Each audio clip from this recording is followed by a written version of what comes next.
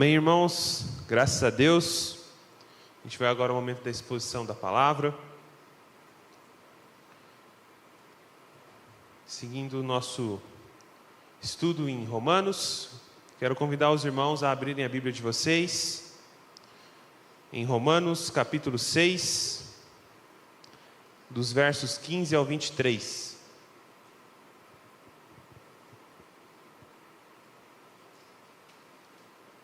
Romanos capítulo 6, do 15 ao 23.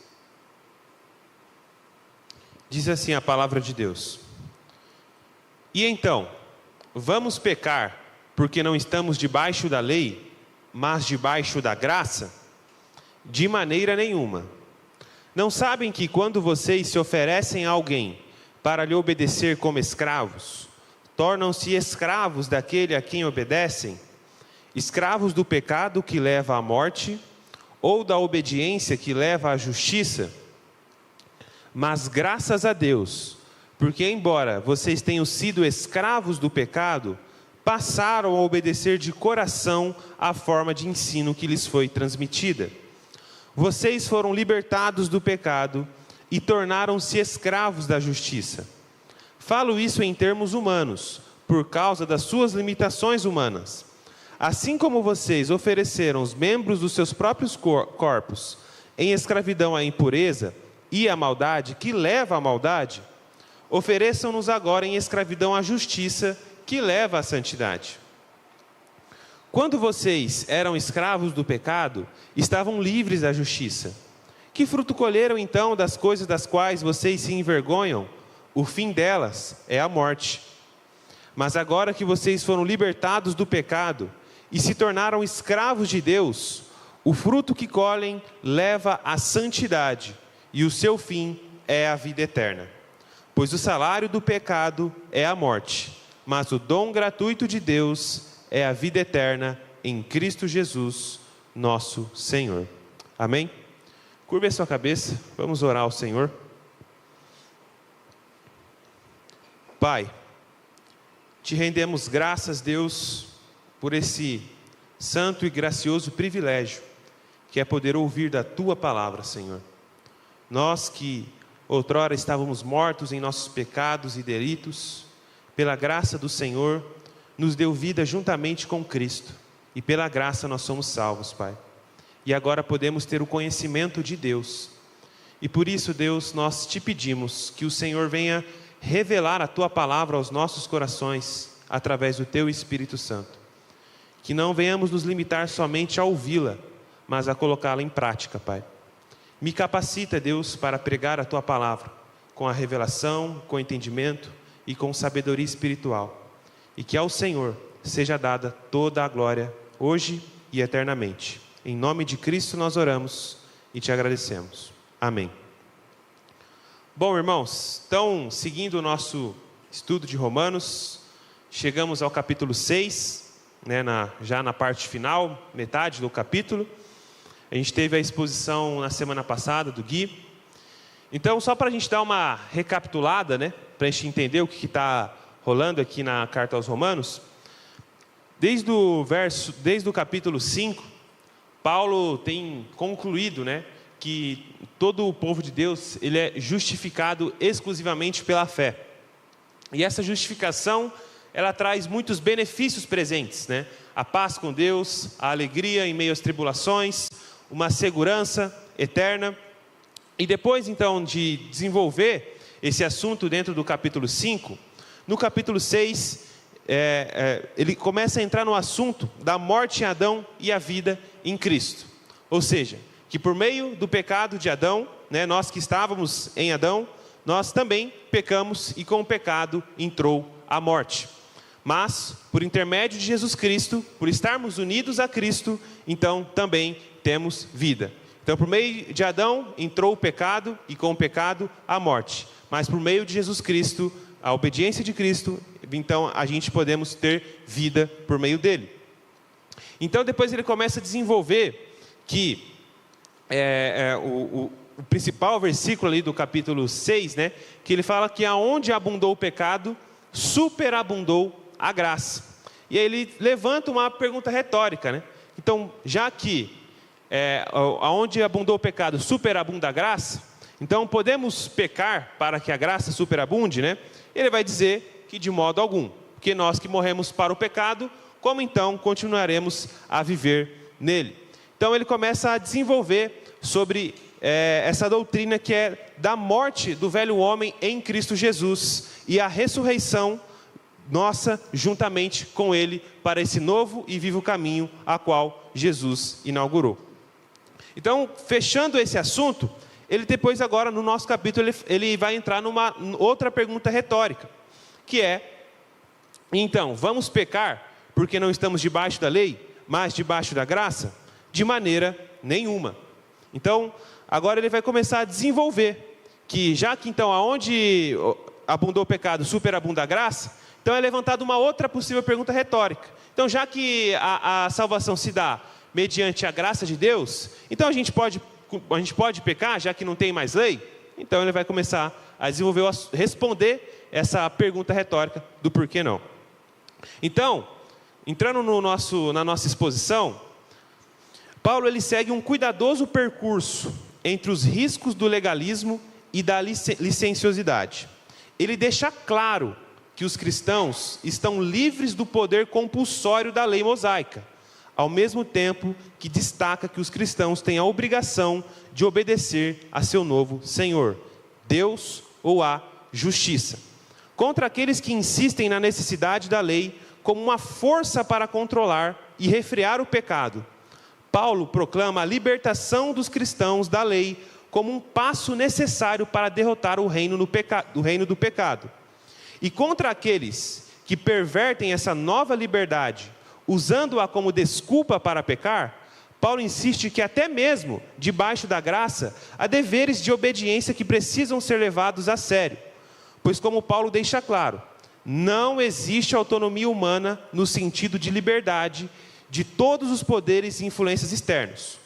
Ou as pessoas estão debaixo do poder do pecado, ou estão debaixo do poder de Deus. A pergunta não é então se a pessoa terá um senhor, mas a qual senhor ela servirá. Servir ao pecado, o apóstolo mostra que leva à morte. Servir a Deus leva à vida. Então, essa é a introdução da nossa exposição e é o que Paulo vai começar a deixar isso claramente nesses versículos. Então, no versículo 15 ele vai dizer: e então, vamos pecar porque não estamos debaixo da lei, mas debaixo da graça? De maneira nenhuma. Paulo, após afirmar que a salvação é exclusivamente pela graça de Deus em Cristo Jesus, e não pela obediência à lei, ele passa agora a levantar uma pergunta retórica que pode surgir do seu ensino. Visto que somos salvos pelo que Cristo fez, e não pelo que fazemos, logo, podemos pecar deliberadamente, porque não estamos mais debaixo da lei, e sim da graça? A resposta para essa distorção da graça de Deus é o maravilhoso não. Bom, então, por que Paulo levanta essa questão? Então, muito possivelmente, aqueles judeus que estavam guardando a lei ali da igreja de Roma até então, eles poderiam levar esse questionamento, né? Porque Paulo, ele vai dizer que, acho que é interessante a gente recapitular. Abram a Bíblia de vocês, em Romanos 6,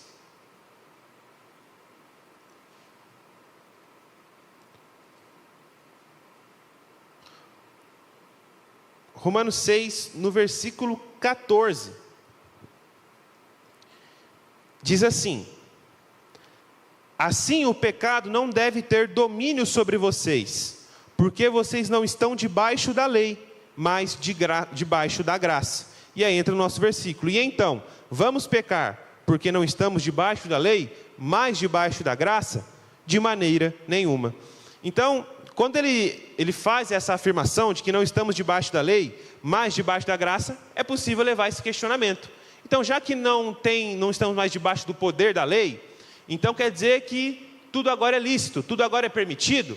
Então, já que agora a gente está debaixo do reino da graça, então a gente pode fazer tudo? E ele responde de maneira bem firme: de maneira nenhuma. Então, meus irmãos, isso é uma pergunta, ou muitas vezes uma prática que acontece muito dentro das igrejas, né? A gente vê, eu já tive uma experiência às vezes com um pastor, né, que eles fazem isso, né? Quando se fala da graça de Deus em Cristo Jesus, alguns têm uma certa resistência a essa doutrina, né, a mensagem da cruz.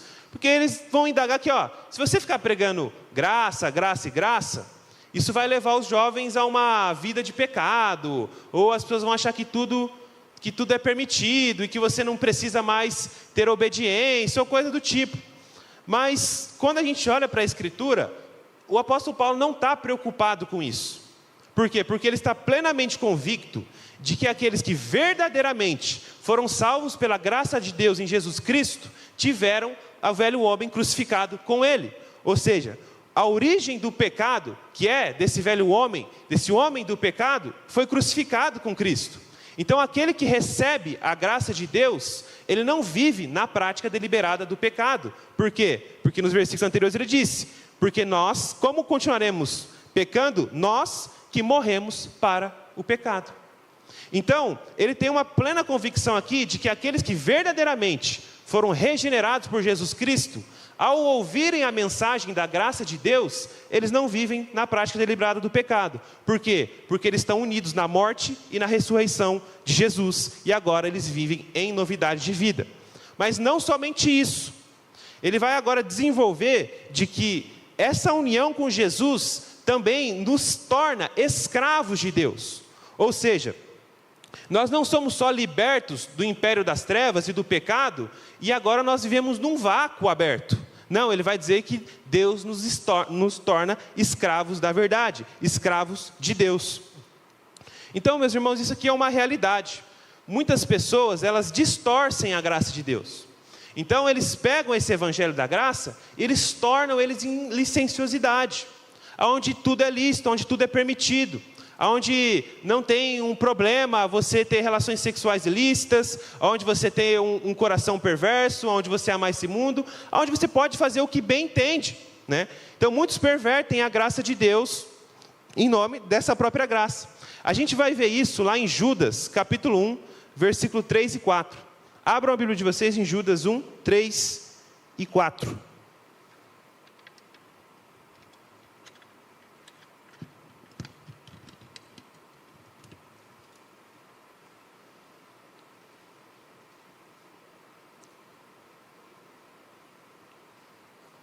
Diz assim: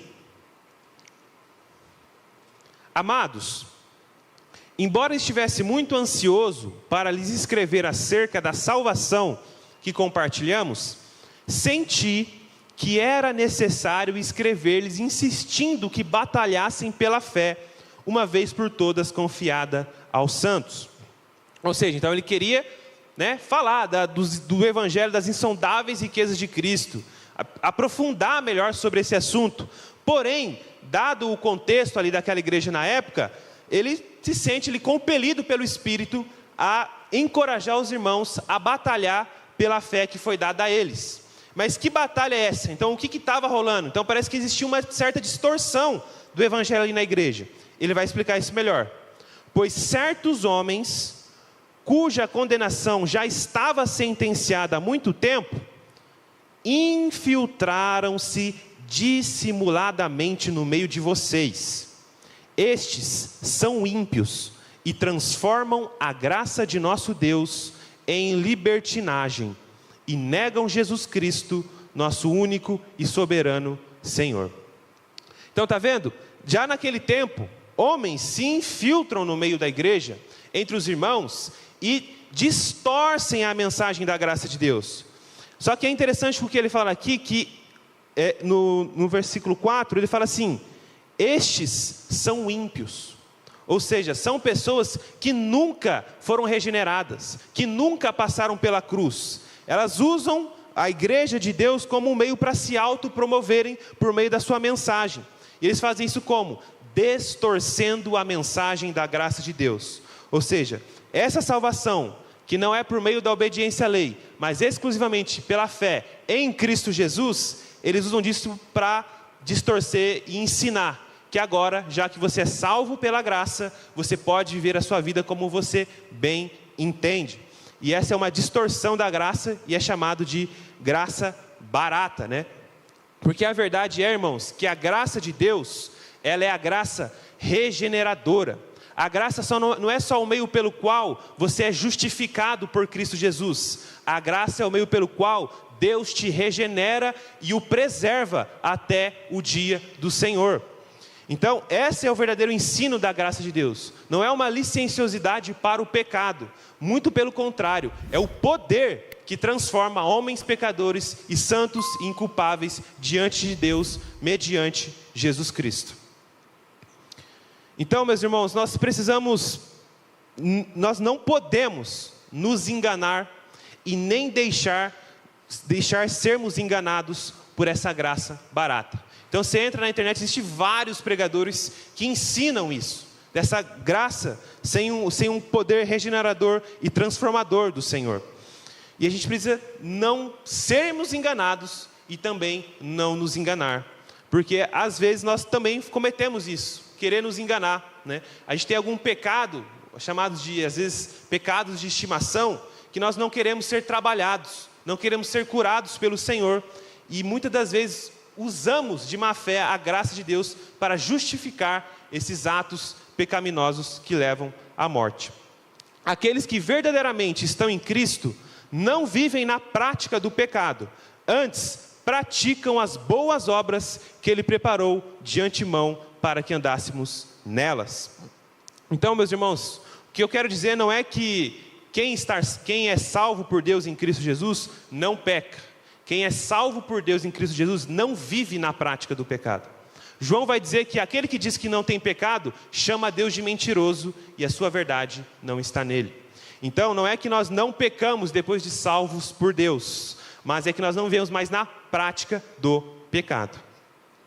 1 Pedro 2, 16, 17, abram a Bíblia de vocês.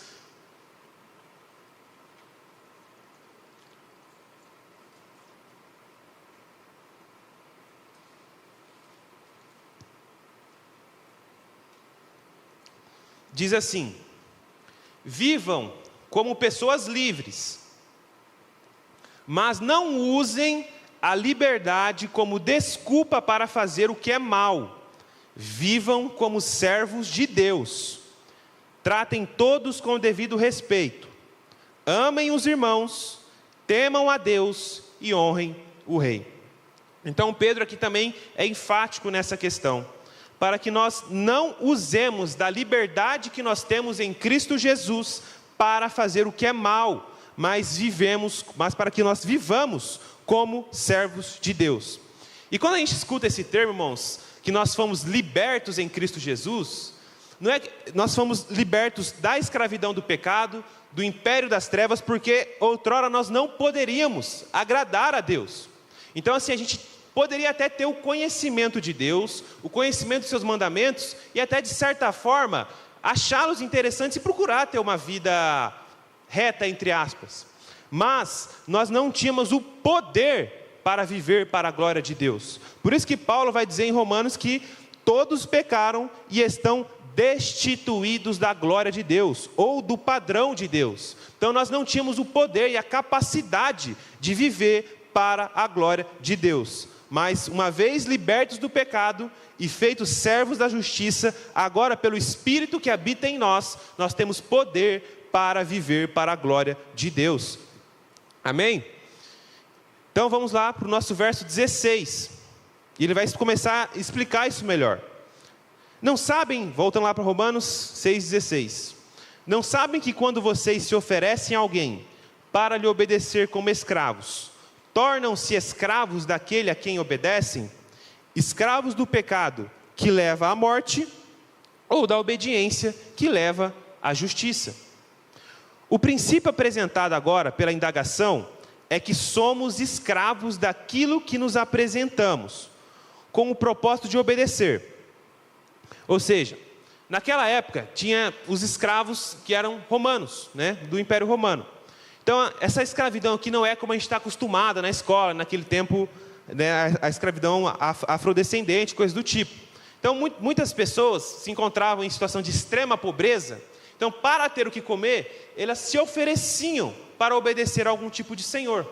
Então ali, obedecendo esse tipo de senhor, elas tinham comida, elas tinham vestimenta e elas tinham onde poder repousar sua cabeça. Então eles se ofereciam voluntariamente para obedecer a um tipo de senhor. Então trata-se da mesma verdade afirmada pelo próprio Senhor.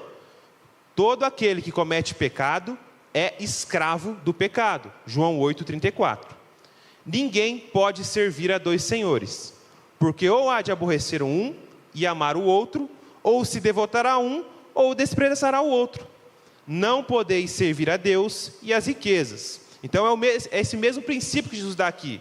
Porque Paulo vai dizer, não sabem que vocês, quando vocês se oferecem a alguém para lhe obedecer como escravos, tornam-se escravos daquilo a que obedece? Ele coloca só dois caminhos possíveis: escravos do pecado, que leva à morte, ou da obediência, que leva à justiça.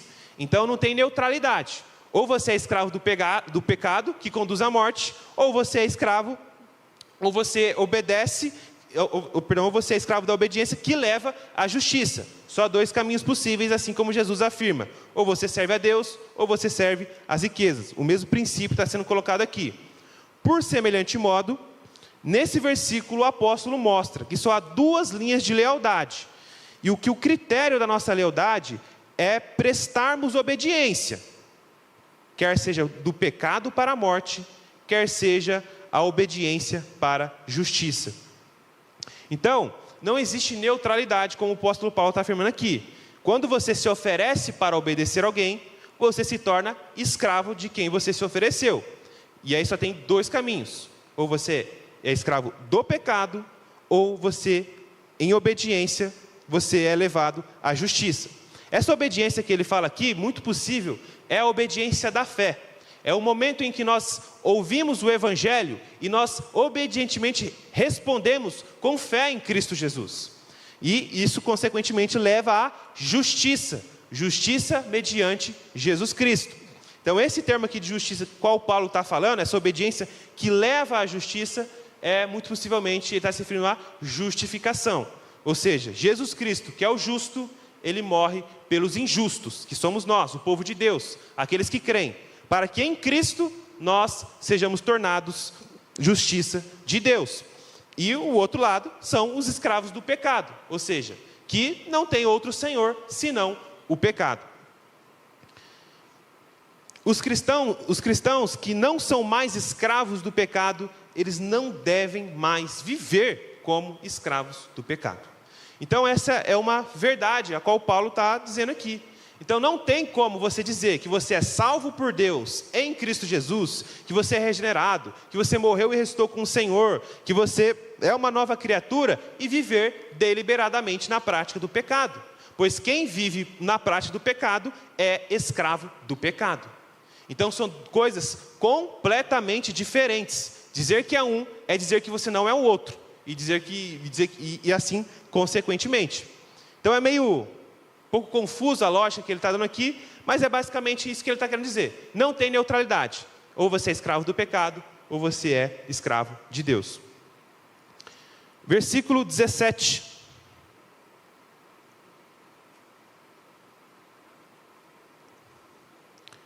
Mas graças a Deus, porque embora vocês tenham sido escravos do pecado, passaram a obedecer de coração a forma de ensino que lhes foi transmitida. Paulo rende graças ao Senhor, pois reconhece que por obra graciosa do Pai em Cristo Jesus, aqueles irmãos em Roma, embora anteriormente fosse por natureza escravos do pecado, ao ouvirem e receberem o Evangelho da graça de Deus em Cristo, não apenas creram, mas obedeceram de todo o coração à mensagem. Eles não a rejeitaram, nem a diminuíram, tampouco lhe acrescentaram algo. Antes, o receberam em sua pureza, e pela graça, passaram a viver de maneira digna do Evangelho de Jesus Cristo, que transforma pecadores em servos da justiça. Então, aqui ele começa a desenvolver esse assunto, que embora ele esteja falando dessa neutralidade, que não existe neutralidade, ou você é escravo do pecado, ou você é escravo da justiça, ele relembra, e o seu coração se enche de ações de graças ao Senhor, porque ele não está falando a escravos do pecado. aquela carta dirigida à igreja em Roma. Ele tem plena convicção de que aqueles irmãos em Roma verdadeiramente conhecem a Cristo Jesus. Verdadeiramente eles foram transformados pela graça de Deus. Então por isso que ele fala, mas graças a Deus, ou seja, obra soberana do Senhor, porque embora vocês tenham sido escravos do pecado, se referindo ao tempo passado daqueles irmãos, passaram a obedecer de coração a forma de ensino que lhes foi transmitida. Ou seja, quando eles ouviram a mensagem da salvação, eles responderam prontamente com fé. Eles não foram incrédulos à mensagem do Evangelho. E não somente isso, essa mensagem do Evangelho transformou os corações e mentes daqueles irmãos. Como ele vai dizer, passaram a obedecer de coração a forma de ensino que lhes foi transmitida. Então isso aqui é maravilhoso, porque ele vai dizer que não é o ensino que é entregue aos crentes, mas os crentes agora são entregues ao ensino. Então não foi só o Evangelho que foi passado a eles de maneira pura, ou seja, a tradição do Evangelho, o Evangelho nem diminuído, nem acrescentado algo a mais. O Evangelho puro de Jesus Cristo foi entregue àqueles irmãos. Mas o que Paulo quer enfatizar aqui não é somente isso, ou seja, de preservar a mensagem do Evangelho, mas o que ele quer enfatizar aqui é que o Evangelho não só foi entregue aos crentes, mas os crentes se entregaram ao Evangelho. Ou seja, ao ouvir o Evangelho, não ficaram só na parte mental, só na parte teológica, né? Ah, não, a gente ouviu esse Evangelho, é legal a mensagem dele, eu acho que faz sentido com os tempos que a gente está vivendo, eu gostei desse tal de Jesus, é uma filosofia interessante. Não, muito pelo contrário. Eles creram que o Evangelho é o poder de Deus para a salvação de todo aquele que crê. E, consequentemente, suas vidas foram transformadas. Por isso que eles se entregam ao ensino do Evangelho, ao padrão de Deus que é revelado no Evangelho de Jesus Cristo. Está claro isso?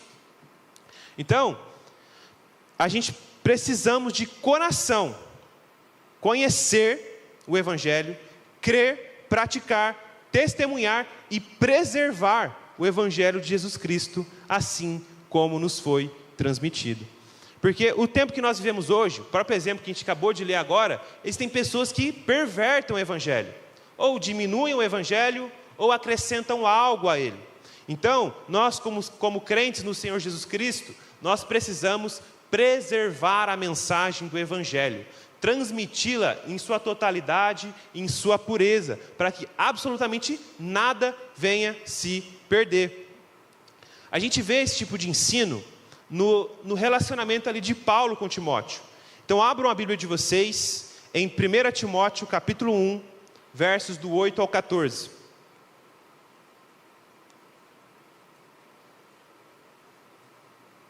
A gente vai ver aqui que Paulo, ele encoraja Timóteo a testemunhar do Evangelho, relembra Timóteo o que é o Evangelho e depois o encoraja novamente a preservar esse Evangelho. 1 Timóteo 1, do 8 ao 14. Diz assim: portanto, não se envergonhe de testemunhar do Senhor, nem de mim. Paulo estava preso naquela época, que sou prisioneiro dele, mas suporte comigo os sofrimentos pelo Evangelho, segundo o poder de Deus. E agora ele vai relembrar Timóteo o que é esse Evangelho, que nos salvou e nos chamou com uma santa vocação, não em virtude das nossas obras, mas por causa da sua própria determinação e graça. Esta graça nos foi dada em Cristo Jesus desde os tempos eternos, sendo agora revelada pela manifestação de nosso Salvador, Cristo Jesus. Ele tornou inoperante a morte e trouxe à luz a vida e a imortalidade por meio do Evangelho. Versículo 11. Deste Evangelho fui constituído pregador, apóstolo e mestre. Por essa causa também sofro, mas não me envergonho, porque eu sei em quem tenho crido, e estou bem certo de que Ele é poderoso para guardar o meu depósito até aquele dia. E agora ele vai encorajar Timóteo a preservar o evangelho. Retenha com fé e amor em Cristo Jesus o modelo, ou seja, o molde, o padrão, o modelo de sã doutrina que você ouviu de mim. Quanto ao bom depósito, guarde-o por meio do Espírito Santo que habita em nós. Então, esse exercício que ele faz ali com o seu discípulo Timóteo, relembrá-lo do evangelho. E agora que ele está prestes a partir, essa literalmente são as últimas palavras que a gente tem registrada do apóstolo Paulo. Ele vai ser decapitado lá em Roma, né? Mas os que estão em Cristo não morrem, né? Eles dormem no Senhor e vão para a glória. Ele encoraja Timóteo a dar continuidade no ministério, ou seja, repassar essa mensagem que Paulo deu a ele, que primeiro Jesus Cristo deu a Paulo por revelação, e agora Paulo havia pregado a Timóteo. Então ele encoraja Timóteo a preservar esse evangelho para que absolutamente nada se perca. Então, meus irmãos, nós temos esse encorajamento da parte do Senhor. Primeiro, conhecer o evangelho. Você conhece o evangelho? Se hoje alguém da sua escola, da sua faculdade, do seu trabalho, o Uber, perguntar para você a razão da sua esperança, por que você vive como vive, o que é que você crê, você sabe responder o que é o Evangelho de Jesus Cristo? E segundo, você crê no Evangelho de Jesus Cristo? Porque não tem algo que mais envergonha o Evangelho, é alguém testemunhar do Evangelho e não crer, e a sua vida não demonstra uma vida digna do Evangelho de Jesus Cristo. E segundo, se você crê, se você compreendeu, se você crê, se você pratica, você também tem outro dever, que é guardar o evangelho. Guardar não no sentido de não contar para ninguém, muito pelo contrário. Você deve testemunhar escandalosamente o evangelho a todos as quais o Senhor te colocar. Mas guardar é preservar a sua mensagem. Ou seja, você não deve olhar para o evangelho e falar, isso aqui eu acho que já está caducado, né?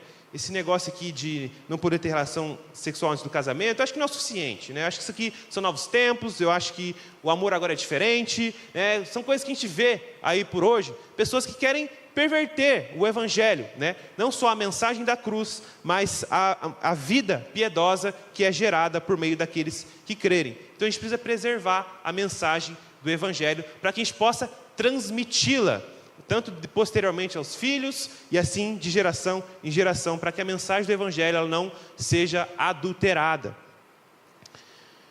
Em 1 Coríntios 11:2, Paulo vai dizer: eu os elogio por sempre lembrarem de mim e por se apegarem às tradições, exatamente como eu transmiti a vocês. Né? Então, enquanto Paulo esteve ali com aquela igreja em Corinto, ele foi bem insistente em transmitir as tradições, né? Ou a gente pode traduzir aqui pela sã doutrina de maneira completa, a mensagem do evangelho completa. Ou seja, então aqueles irmãos, ele elogia aqueles irmãos por lembrarem de Paulo, né? E se apegarem, né, às tradições exatamente como eu as transmiti. Então quando Paulo ele fica naquela igreja, ele prega, depois ele sai para pregar em outros locais e depois ele volta para ver como que está aquela igreja, e aquela igreja ainda não havia se desvirtuado da mensagem do evangelho, muito pelo contrário, eles haviam se apegado a essa mensagem. Versículo 18 de Romanos, voltamos lá para o nosso texto.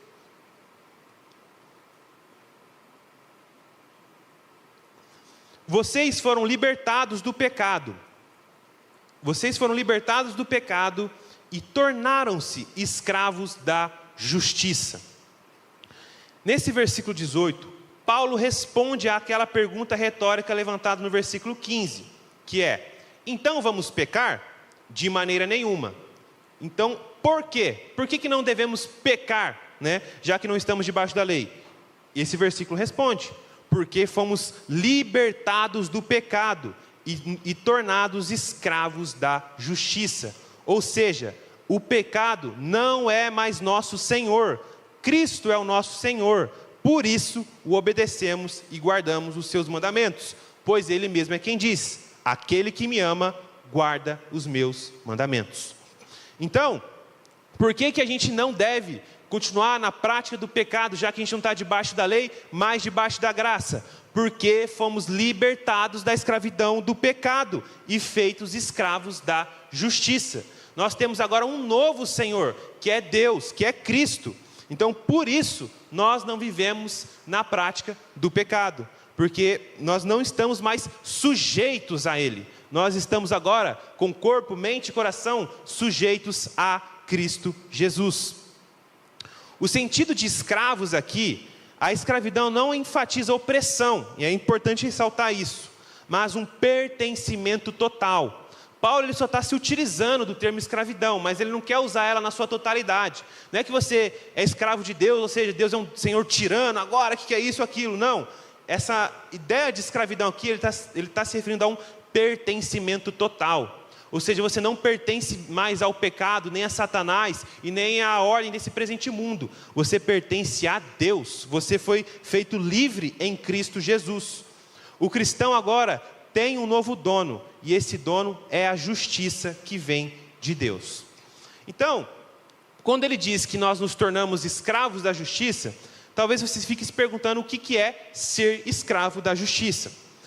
Em Romanos 3,5, muitas vezes essa palavra justiça significa a justificação imputada de Cristo recebido pela fé, né, que era o assunto que ele estava discorrendo até o capítulo 5, que nós somos justificados gratuitamente por meio da fé em Jesus Cristo. Mas não é isso que ele tem em mente aqui agora. Essa justiça a qual Paulo está se referindo, aqui é o contexto prático, não é a justificação, mas sim a justiça prática, é a nova obediência gerada da nossa união com Cristo.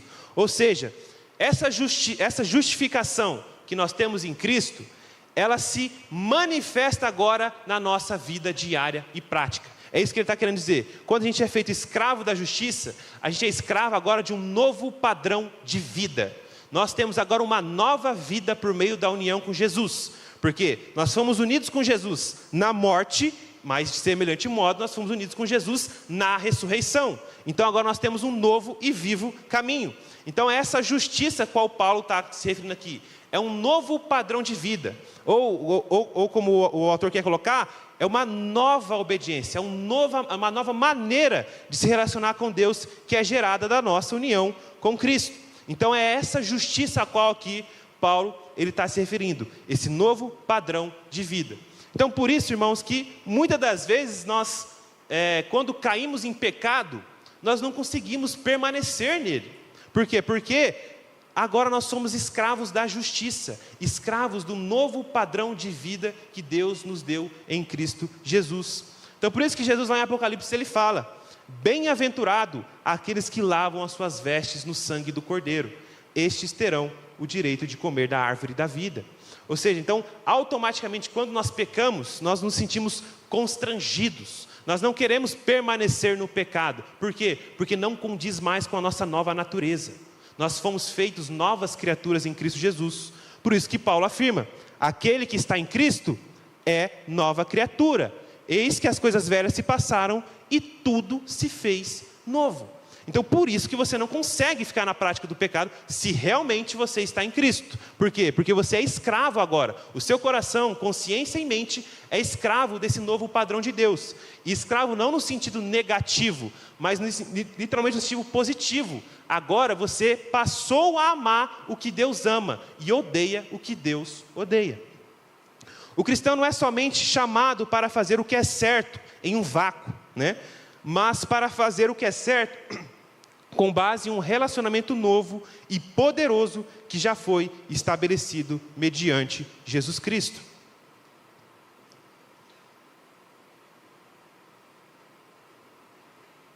Então, meus irmãos, se antes nós não tínhamos paz com Deus, porque em Romanos 5 ele fala: tendo sido justificados pela fé, temos paz com Deus mediante nosso Senhor Jesus Cristo. Então, se antes de não estarmos em Cristo, não tínhamos paz com Deus, porque éramos inimigos dele por causa do nosso pecado, ou seja, o nosso pecado causava separação entre nós e o nosso Deus, agora, convertidos em servos de Cristo, não temos mais paz com o pecado, somos inimigos dele. O cristão não é apenas chamado à justiça, mas está preso a ela, não pode mais viver na prática do pecado como antes, pois seu coração foi transformado por Jesus Cristo. Então, aqui remete ao texto de Ezequiel, que ele daria a nós um novo coração. Tiraria o coração de pedra e daria um coração de carne e derramaria sobre nós o seu Espírito, para que nós guardássemos a sua lei e andássemos nos seus mandamentos. Então, meus irmãos, nós não podemos mais ter paz com o pecado. Então, são dois senhores aqui, o pecado ou Deus. Se somos escravos do pecado, então nós não temos paz com Deus. Somos, por natureza, inimigos de Deus. Mas, agora, em Cristo Jesus, convertidos a servos da justiça, escravos de Deus, acontece o contrário. Nós agora somos amigos de Deus e inimigos do pecado e, consequentemente, não temos paz com o pecado. Então, por isso que, ainda que nós não estejamos debaixo do domínio da lei, mas debaixo da graça, por isso que nós não conseguimos continuar pecando. Por quê? Porque agora nós não temos mais paz com o pecado. O nosso novo coração rejeita a prática deliberada do pecado. Isso se nós não cauterizarmos a nossa consciência, né? Às vezes, infelizmente, pode acontecer de não querermos combater certos tipos de pecados no nosso coração e a gente vai cauterizando a nossa consciência vai ficando mais dura e vai tendo uma certa flexibilidade com comportamentos, pecados que não são agradáveis diante do Senhor. Por isso que Provérbios fala, de tudo que se deve guardar, guarda pois o teu coração, pois dele procede a vida e a morte. Então o que Deus quer é uma pureza de coração. Então sempre precisamos avaliar o nosso coração diante do Senhor. Como Davi fala, sonda-me, ó Deus, e vê se há em mim algum caminho mau, e endireita-me pela vereda da verdade. Então sempre precisamos fazer essa oração diante do Senhor, porque muitas vezes nós podemos não estar vendo, mas a gente tem pecados de estimação no nosso coração. Eu queria ler um trecho de uma canção do João Manô, que se chama Dei Todos os Motivos, né? É uma canção baseada em uma pregação do Paul Washer, que diz assim: dei todos os motivos para você deixar de me amar, mas nada é suficiente. Dei todos os motivos para você me abandonar, mas nada é suficiente. Tantas incontáveis razões, mas tudo em vão, não tenho forças o bastante. De tantos passos cegos no incerto, até que o teu amor me convenceu, ganhou. Ou seja, essa música ela fala literalmente desse dilema, que ainda que a gente, agora em Cristo, a gente se esforce para viver longe de Deus, a gente não consegue. O amor de Deus sempre ganha no final. Ele sempre nos leva novamente ao arrependimento. Não tem mais como aqueles a quem Deus chamou, Ele verdadeiramente vai preservar até o dia do Senhor. Porque o que está em jogo é a sua palavra. Ele prometeu e Ele vai fazer isso. Então, por mais que a gente se esforce na prática do pecado, né, aqueles que estão em Cristo, eles naturalmente vão ser levados a olhar para Jesus novamente. Por quê? Porque estamos presos a Ele. Não somente presos, estamos unidos a Ele. Por isso que Paulo fala em Romanos 8, quem nos separará do amor de Deus que está em Cristo Jesus, nosso Senhor. Ou seja, enquanto Jesus Cristo estiver à direita do Pai, nós podemos estar seguros, porque estamos unidos eternamente a Ele. Então, Ele também vai dizer que Ele vive para interceder por nós. Então, por isso nós temos essa segurança na nossa fé.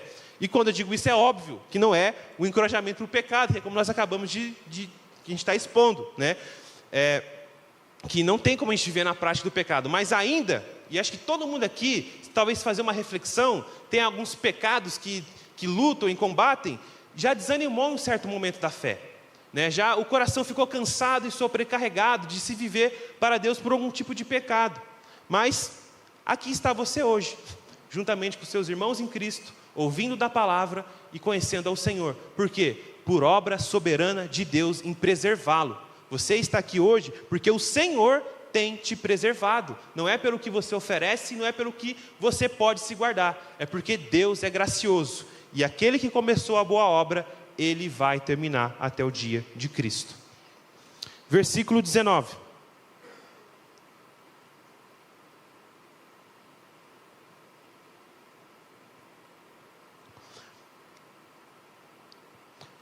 falo isso em termos humanos, por causa das suas limitações humanas. Assim como vocês ofereceram os membros dos seus corpos em escravidão à impureza e à maldade, que leva à maldade, ofereçam-nos agora em escravidão à justiça, que leva à santidade.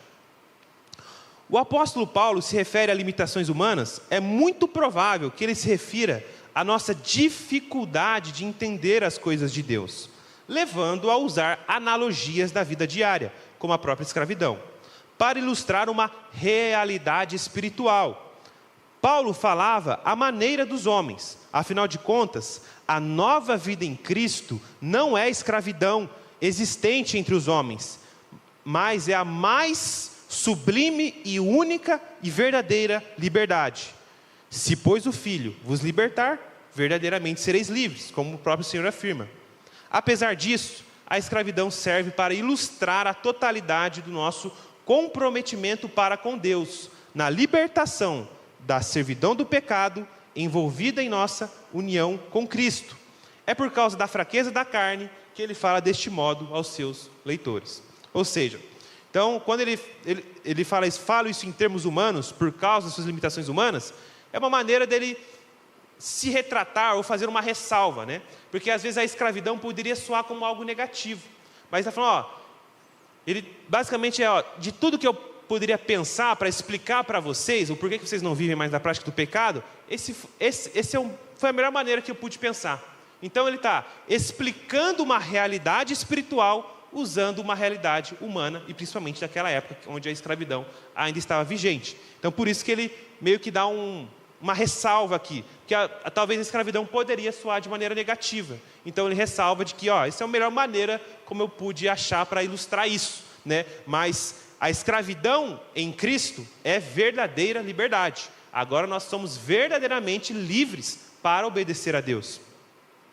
E aí na parte B do versículo, ele fala assim: assim como vocês ofereceram os membros dos seus corpos em escravidão à impureza e à maldade, que leva à maldade, menos valiosos. Então o que Paulo quer ensinar aqui é, se quando você era escravo do pecado, você vivia em prol e na prática do pecado, agora feito escravos de Deus, usar dessa mesma dedicação, desse mesmo empenho para fazer a vontade de Deus, para serem santos assim como Deus é santo.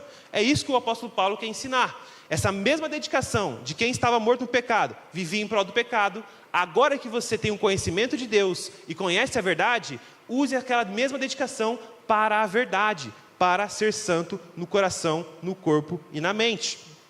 Então, isso nos encoraja a nos esforçarmos para sermos santos. Lá em Hebreus 12, 14 vai dizer assim, abram a Bíblia de vocês em Hebreus 12, 14.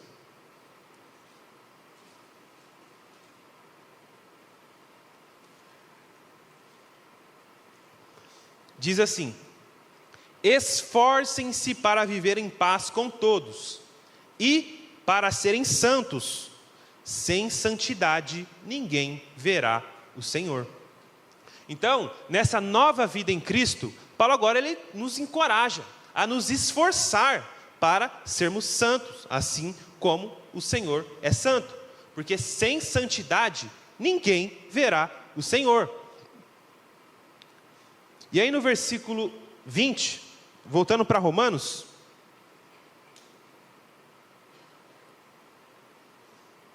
quando vocês eram escravos do pecado, estavam livres da justiça. Ou seja, quando vivíamos sob o domínio do pecado, não tínhamos compromisso algum com a santidade de Deus, né? Então, antes de ter o nosso coração e mente iluminado pela verdade, a gente não tinha comprometimento algum com o Senhor. Então, vivíamos em prol do pecado. Então, quando pecávamos, não tínhamos, talvez no máximo ali a sua consciência ficava um pouco pesada, mas talvez por medo do inferno, mas não por desagradar a Deus. Então, o que você tinha era medo, né? E a Escritura vai ensinar agora que o verdadeiro amor lança fora todo medo.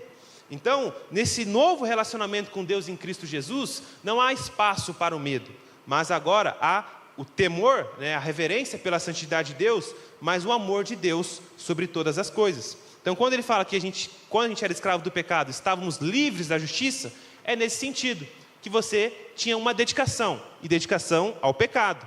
Então, consequentemente, você estava livre da justiça, ou seja, o seu coração pouco se importava com o que você praticava no corpo. E aí no versículo 21, ele vai dizer: que fruto colheram então das coisas das quais agora vocês se envergonham? O fim delas é a morte.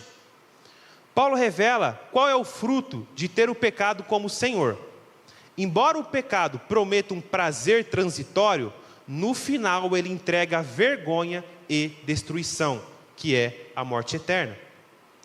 Então, ele faz essa reflexão aqui com os irmãos. Ele vai dar 2 caminhos. No 21, ele começa a desenvolver isso. Que quais frutos colhemos de ser escravos do pecado? E do 22 e 23, quais os frutos que colhemos em sermos escravos de Deus? Então, ele relembra aqueles irmãos quais são esses frutos. Que ele fala: o que vocês escolheram dessa vida em escravidão do pecado? Aqui é uma pergunta retórica, mas que já tem meio que uma resposta. Nenhum. A vida em prol do pecado não gera nenhum fruto, a não ser o quê? A vergonha e a morte. Ou seja, agora em um novo estado de vida em Cristo Jesus, nós nos envergonhamos das práticas passadas. Nós nos envergonhamos do pecado, porque é algo que desagrada o Senhor, e foi o nosso pecado que levou Cristo na cruz. Então nós não brincamos mais com o pecado. Mas ele faz a reflexão de que, se você olhar para trás, a sua vida de pecado não trouxe para você nenhum fruto eterno, algo permanente. Não tem nada do que você possa se orgulhar da sua vida passada antes do Senhor. Por quê? Porque o fim é a morte. Então ele faz essa ressalva. O fruto do pecado é a morte, que ele vai desenvolver mais para frente. O salário do pecado é a morte, né? Então, além de diversos traumas, problemas até físicos no corpo, doenças, tudo, uma vida em prol do pecado, ela só traz transtornos, não tem prazeres, não tem benefícios, né? E não só isso, a consequência final é a morte, no juízo eterno. E uma das coisas que eu quero chamar a atenção é que às vezes a gente pode querer se orgulhar e ter até um certo tipo de saudosismo da nossa velha vida do pecado, quando na verdade deveríamos ter vergonha. Então, quando Paulo fala que eles se envergonham, isso vale a nossa reflexão aqui, que às vezes, talvez, nas conversas, às vezes você vai falar alguma coisa, porque quando era do mundo eu fazia isso, aconteceu aquilo, e às vezes você pode até falar com certo orgulho, com uma certa até saudade daquela velha vida, né? Mas nós sempre, ao olharmos para a nossa velha vida, devemos olhar ela como vergonha, porque nós não tínhamos o conhecimento de Deus, como algo, um estilo de vida que não deve ser encorajado, muito pelo contrário, né? Nós devemos pregar o Evangelho para que aqueles que ainda estão na escravidão do pecado e cegos para a glória de Deus, possam se arrepender dessa vida e crer em Cristo Jesus. Versículo 22. Mas agora que vocês foram libertados do pecado e se tornaram escravos de Deus, o fruto que colhem leva à santidade, e o seu fim é a vida eterna. Quando ele diz, mas agora, está contrastando com a vida passada. Se na escravidão do pecado não colhemos nada, senão a vergonha e a condenação eterna, em Cristo Jesus somos convertidos a servos de Deus, não apenas servos de uma justiça abstrata, mas diretamente pertencentes a Deus. E o fruto dessa realidade é uma vida santa, porque Deus é santo, e o fim é a vida eterna. Então agora é o outro caminho. Quando libertados do pecado, nos tornamos escravos de Deus, escravos da sua vontade. Então não é uma libertação, novamente não fica um vácuo, né? Então, eu vivia para o pecado, agora eu fui liberto em Cristo Jesus e, sou liberto. Não, agora você tem um padrão de retidão de Deus, a qual você tem o poder, por meio do Espírito Santo, para obedecer. E não somente isso. O fruto que vocês escolhem leva à santidade, ou seja, uma vida cada vez mais em lealdade ao Senhor, cada vez mais não se contaminando com as finas iguarias desse mundo, mas sendo puro no coração e no corpo e na mente, com a fé em Jesus. E o fruto de tudo isso é a vida eterna. Então, quando ele está falando da vida eterna aqui, ele não está só falando da salvação de maneira genérica, que é o pecado, o fruto dele é a morte física e também o que a Escritura chama de a segunda morte, a morte espiritual, ou seja, o lago de fogo, a condenação de todos aqueles que desprezam o Evangelho. E o fruto dessa vida em Cristo é a vida em santidade e, consequentemente, a vida eterna. Ou seja, você não vai sofrer a segunda morte. Antes, a vida eterna já começou a partir do momento que você creu em Cristo Jesus. A vida, embora comece para o crente no momento da conversão, não toma a sua forma plena e final até que aquilo que é mortal seja absolvido pela vida. 2 Coríntios 5,4. Então, assim, a vida eterna já começou, irmãos. A partir do momento que nós cremos e fomos feitos nova criatura, nós já começamos a vida eterna, que é conhecer a Deus e a Jesus Cristo, a quem enviastes. Mas a gente ainda não desfruta dela de maneira plena, até que aquilo que é mortal, ou seja, o nosso corpo, seja absolvido pela vida, conforme Paulo ensina em 2 Coríntios 5,4. E aí, chegando no final, versículo 23,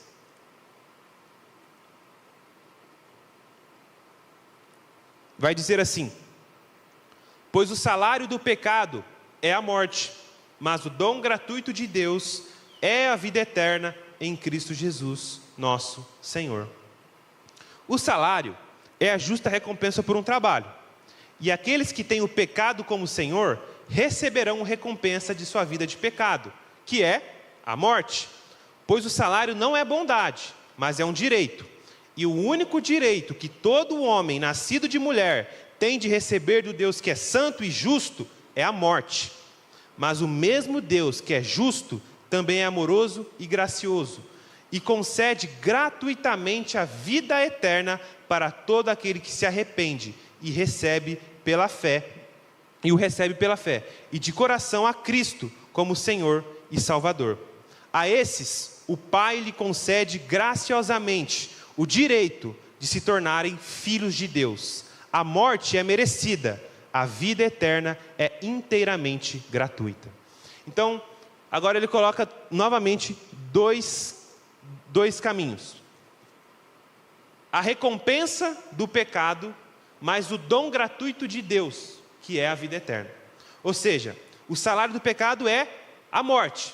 Então, a ideia é, você trabalha uma vida de pecado e o seu salário no final da sua vida é a condenação eterna.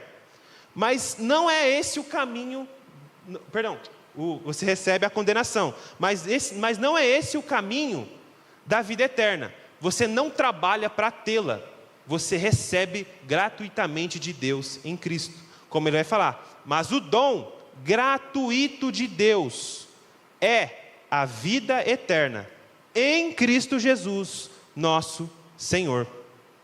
Então, salário do pecado é a morte, dom gratuito de Deus é a vida eterna em Cristo Jesus. Recompensa pelo pecado e o dom e a graça de Deus em nos salvar do pecado e nos dar a vida eterna. A vida eterna não é uma maneira genérica de falar sobre a salvação, mas aqui Paulo está fazendo uma distinção clara sobre o salário do pecado, que é a morte. Mas aqueles que são agraciados por Deus não sofrem a segunda morte, antes têm a vida eterna. Então, essa é a certeza que nós podemos ter em Cristo. Se nós morrermos, nós iremos daqui para com o Senhor. Nós não sofreremos a segunda morte. Promessa de Jesus Cristo. Porque assim como o Pai ressuscitou a Cristo Jesus dentre os mortos, assim Ele também nos ressuscitará em glória. O nosso corpo mortal será imortal. E essa é uma das promessas do Evangelho. E quando ele diz, em Cristo Jesus nosso Senhor, ele quer deixar claro que nenhuma das bênçãos concedidas pelo Pai, por mais que transpareça gratuidade está desvinculada de Cristo, tão pouca é desfrutada sem a união com Ele. Ou seja, tudo que Deus nos dá é em Cristo Jesus. Do Pai, nós não temos nada fora do Filho. E nós só podemos desfrutar das coisas do que o Pai dá a nós, por meio do Filho, se estivermos unidos com Cristo Jesus. Então, meus irmãos, 2 senhores, 2 caminhos, 2 destinos: pecado e morte, Cristo e a vida eterna. Então, se hoje você ainda, quando você ouve essa mensagem e você se considera um escravo do pecado, hoje Jesus Cristo te chama para libertá-lo, para fazer nova todas as coisas, porque aquele que crê em Cristo, de modo algum será envergonhado. Amém?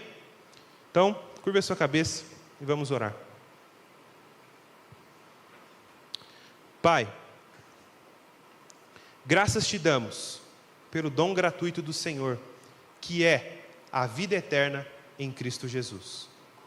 Te louvamos, Pai, por estarmos unidos eternamente em Cristo e agora desfrutarmos de todas as bênçãos espirituais nas regiões celestiais com Ele. A nossa oração, Deus, é para que a Tua palavra ela seja revelada verdadeiramente no nosso coração, para que a gente tenha consciência disso, que não somos mais escravos do pecado, mas agora somos filhos de Deus, todos os que crê no Seu nome.